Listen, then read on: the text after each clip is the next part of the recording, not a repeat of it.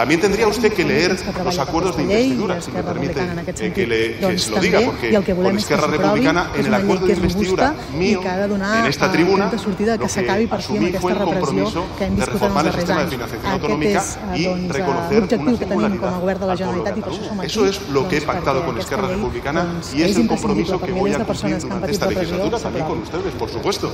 Por tanto, no estamos hablando de la investidura del señor Illa o no del señor Illa. Estamos hablando de que efectivamente este gobierno y esta mayoría parlamentaria tiene ese compromiso con las distintas fuerzas parlamentarias. También tendría usted que leer los acuerdos de investidura, si me permite que se lo diga, porque con Esquerra Republicana, en el acuerdo de investidura mío, en esta tribuna, lo que asumí fue el compromiso de reformar el sistema de financiación autonómica y reconocer una singularidad.